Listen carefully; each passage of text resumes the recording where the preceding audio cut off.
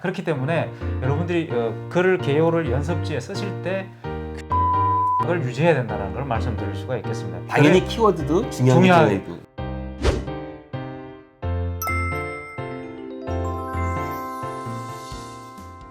선생님, 채점하실 때 키워드 위주로 채점을 하시나요? 어쩌면 전체적으로 읽으면서 총괄적으로 보시나요? 어떻게 우리가 이해하면 될까요? 뭐 두 가지 방법을 병행하긴 하는데요.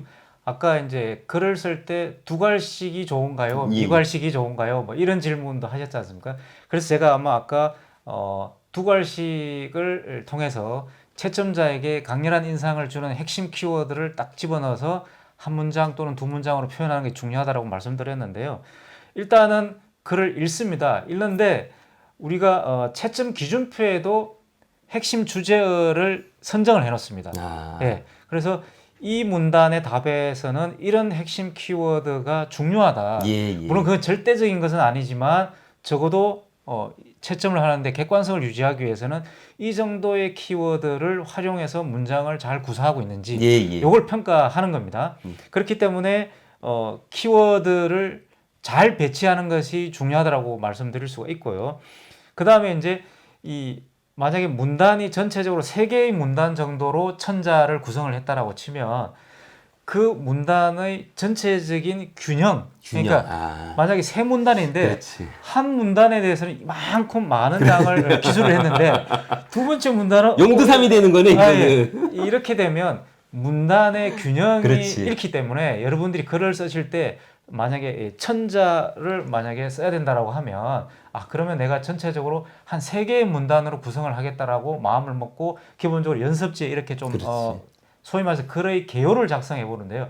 개요를 작성하고 난 이후에 내가 여기에서 글 덩어리에 균형이 있는지를 한번 체크를 해야 됩니다. 쓰다 보면 1문단은 이만큼 써놨는데 2문단은 두세 줄 이렇게 돼버리면 전체적으로 우리가 키워드를 중심으로 보면서 글을 전체적인 맥락으로 흐름을 봤을 때 이 학생이 기술하고자 하는 내용이 이쪽에 너무 빈약해지는 것이죠. 그렇게 되면 고득점을 하기가 어렵습니다. 자, 그렇기 때문에 여러분들이 글을 개요를 연습지에 쓰실 때 균형 감각을 유지해야 된다는 걸 말씀드릴 수가 있겠습니다. 당연히 키워드도 중요하고. 그래야만 전체적으로 읽었을 때 이 학생이 이 글 전체를 끌고 갈 때 균형 있게 문단별로 글 구성을 체계적으로 하고 있구나라는 인상을 갖기 때문에 그건 플러스가 될 수가 있는 것이죠. 선생님, 채점위원에 따라 점수가 들쑥 날쑥 이렇게 할 수도 있나요?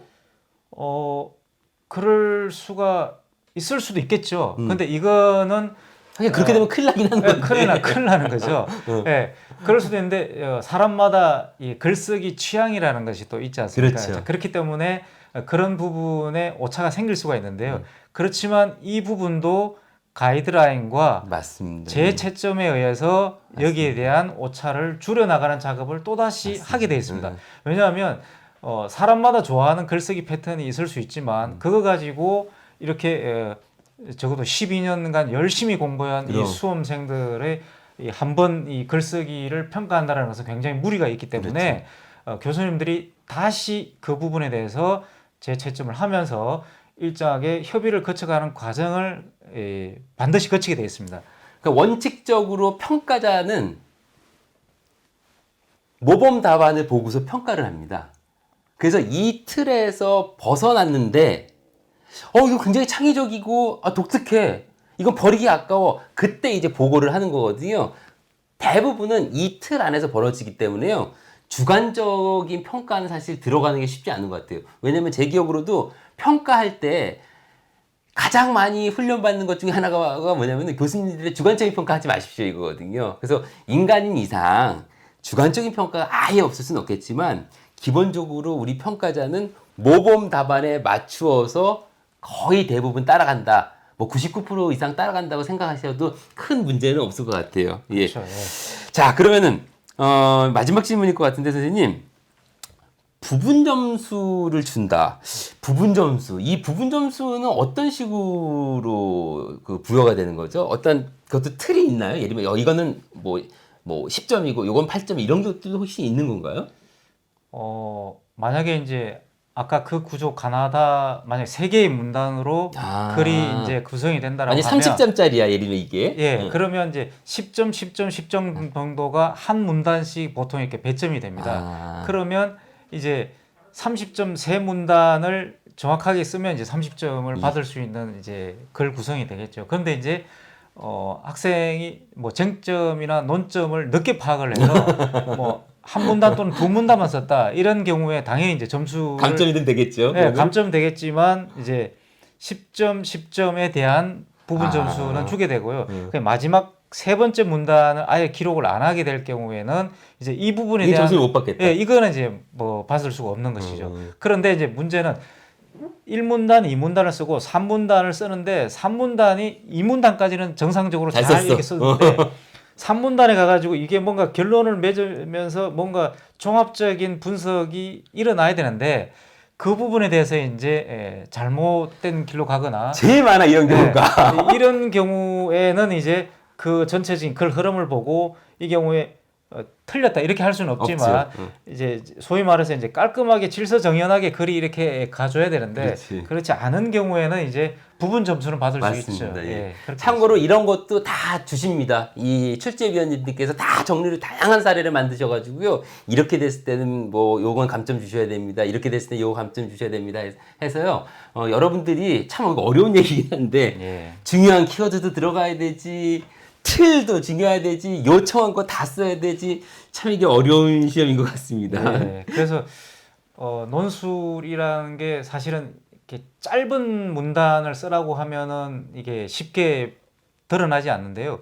좀 긴 긴 글을 쓰라고 맞아. 하는 경우에는 이게 이제 글을 어떻게 체계적으로 끝까지 끌고 가느냐를 맞아. 판단할 수가 있습니다. 그래서 이제 지나치게 짧은 경우에는 어찌 보면 그 본문에 제시된 내용을 패러프레이징 하거나 이렇게 바꿔쓰기 하는 거죠. 바꿔쓰기 하거나 뭔가 대처가 되지만 긴 길, 뭐 1800자, 2000자 이렇게 가게 되면 이 학생이 글을 좀 길게 자기 나름대로 누적된 독서량이라든지 또는 이 교과 내용에 대한 충분한 이해를 통해서 이 글 구조와 그다음에 아까 균형 감각 이야기 말씀드렸는데요.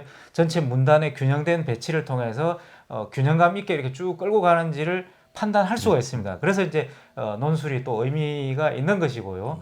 근데 여러분들이 이제 어쨌건 논술이라는 시험을 준비한다라고 치면 평소에 조금씩 말보다 백지에다가 어떤 주제를 하나 놓고 자기가 스스로 한자 빈 공간을 채워가는 연습 이게 꼭 필요하다라고 볼 수 있고요. 그것을 누군가 읽어보고 빨간색으로 줄을 그어가면서 이 부분은 논리에 맞지 않고 표현이 뭐 꼬여 있다든지 헝클어져 있다든지 이런 부분에 대한 그것을 뭐 일주일에 한 번 내지 두 번 정도라도 꾸준히 하는 습관을 들이면 이게 두 달, 세 달 지나고 나면 상당히 자기 글이 조금 더 세련되게 바뀌어간다는 걸 알 수 있을 것 같습니다. 교수님께서 정말 중요한 말씀 해주신 것 같아요. 제가 사실은 마지막에 이제 그 질문을 하지 않습니까? 보통 제가 마지막 한 말씀 부탁드립니다. 이렇게 말씀을 드리는데 지금 그 말씀을 하신 건데 여러분들이 아무리 많이 쓰셔도 평가를 안 받으면 정말 의미 없습니다. 왜? 이게 잘 쓴 건지 못 쓴 건지는 몰라. 그래서 선생님께 꼭 평가 받으셔가지고요. 여러분들의 글 쓰는 능력이 향상되는 것을 직접 확인하시기 바랍니다. 김선님 혹시 또 못하신 말씀 있으십니까? 우리 학생들한테 줄 꿀팁 풀어놓으실 거 있으시면 꼭 좀 해주시고 가십시오.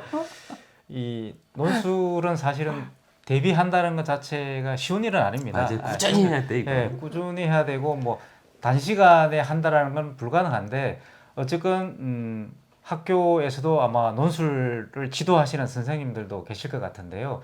그 선생님들께서 지도하시는 주요한 그 제목들이 주제들이 있습니다.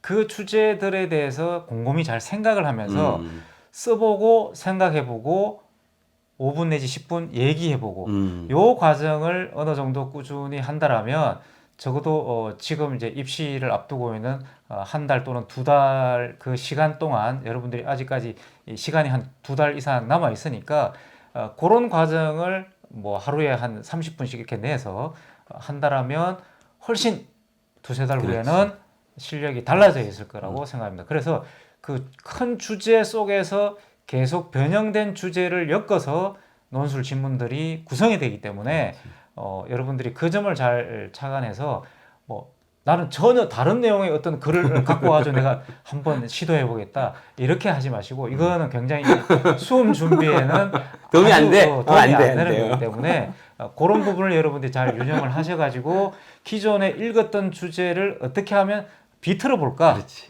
그런 것들을 하면서 손으로 써보면서 누군가의 이 지도를 한번 받아보는 것. 근데 요거는 적어도 뭡니까 꾸준히 10회 이상 이렇게 해보면 여러분들이 꾸준히. 내가 접속사를 이상하게 이렇게 쓰는구나. 왜냐하면 피해야 되는 접속사들도 있습니다. 네, 그래서 내 문장이 이렇게 내가 항상 쓰는 습관이 있구나. 그것들을 조금씩 개선해 나가면 여러분들이 훨씬 나은 글 또는 상대방에게 매력을 주는 그런 문장을 만들 수 있을 것이라고 생각합니다. 아이, 좋습니다. 여러분, 영상 처음에 안내문에 나갔다시피 김 교수님께서 하시는 말씀은 김 교수님께서 8년 동안 해 오시면서 말씀드리는 주관적인 생각이지 이게 대학 전체의 의견을 반영한다거나 또는 김 교수님이 속해 있는 광운대의 논술 시험의 방향을 이야기하는 것은 절대 아닙니다. 이거는 교수님의 주관적인 말씀을 여러분들에게 도움이 될까 해서 전달해 드리는 거니까요. 절대적인 답은 아니라는 것을 꼭 명심하시고요. 그런데 한 가지 그래도 절대적인 답이라고 할 수 있는 거는 꾸준히 써보고 평가받자. 이거는 확실하게 얘기할 수 있을 것 같습니다. 네, 그렇습니다. 선생님 오늘 바쁘신데 이렇게 도움 주셔서 네. 고맙습니다. 아마 내년에 제가 한번 또 모실 수 있을까 생각을 해봅니다. 그럼 네. 교수님 이것으로 마치도록 하겠습니다. 예. 여러분 논술 굉장히 어렵습니다. 그러나 잘 준비하시면 한번 해볼 만한 거니까요. 꾸준히 준비해 보시도록 하겠습니다. 여러분 이것으로 마치겠습니다. 대단히 고맙습니다.